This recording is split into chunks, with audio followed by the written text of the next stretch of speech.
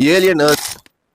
ஏலியனை பத்தி ரிசர்ச் பண்ண போன ஸ்பேஸ் ஷிப் கீழே லேண்ட் ஆகிறதுக்கு முன்னாடியே வந்து எர்த்துல வந்து கிராஷ் ஆயிருது. அப்படி ஏலியன்ஸ் உள்ள இருக்கிற அந்த ஸ்பேஸ் ஷிப் எர்த்துல கிராஷ் ஆனதுக்கு அப்புறம் என்ன நடந்துச்சு அப்படிங்கறதா இந்த ஏலியன் எர்த் வெப் சீரிஸோட ஒரு சின்ன பேஸ் பிளாட். இந்த ஏலியன் எர்த் வெப் சீரிஸ் ஆக மொத்தம் 8 எபிசோடு பார்த்து முடிச்சதுக்கு அப்புறம் சொன்ன மாதிரியே வந்து ஸ்பாய்லர் இல்லாத ரிவ்யூ வந்து பண்ணிட்டு இருக்கேன். வெப் சீரிஸை பொறுத்த வரைக்கும் பாத்தீங்கன்னா ஏலியன் இன்வேஷன் சொல்லிட்டு இதை வந்து எப்படி பிடிச்சாங்க அப்படி இப்படி நல்லா லாக் அடிக்காம டைரக்டா வந்து ஏலியனை வச்சு அட்டாக் பண்ணிட்டாங்க ஃபர்ஸ்ட் 2 எபிசோட்லயே. அதே மாதிரி தான் மீதி இருக்கிற 6 எபிசோடுமே. இந்த கதை ஃபர்தர் ஃபியூச்சர் 2120 நடக்கிறங்காட்டி கொஞ்சம் எர்த் வந்து ஏலியன் இன்வேஷன் ஆகி இந்த உலக மக்களோட பாப்புலேஷன் எல்லாம் குறைஞ்சு அந்த ஒரு ஃபியூச்சரிஸ்டிக்கான வேர்ல்டு எப்படி இருக்கு அப்படின்னு எக்ஸ்ப்ளோர் பண்ண விதம் ரொம்ப நல்லா இருந்துச்சு. முக்கியமா சைபார்க், சின்ஸ் அண்ட் ஹைபிரிட் இப்படின்னு மனுஷனால உருவாக்கப்பட்ட 3 ஆர்டிஃபிஷியல் இன்டெலிஜென்ஸை வச்சு கதையை மூவ் பண்ண விதமா இருக்கட்டும். அண்ட் மக்களுக்குள்ளேயே வந்து நாங்க 3 கம்யூனிட்டி தான் சுப்பீரியர் அப்படின்னு இந்த கவர்மெண்ட் கீழே இருக்கிற மாதிரி எல்லாம் இல்லாம 2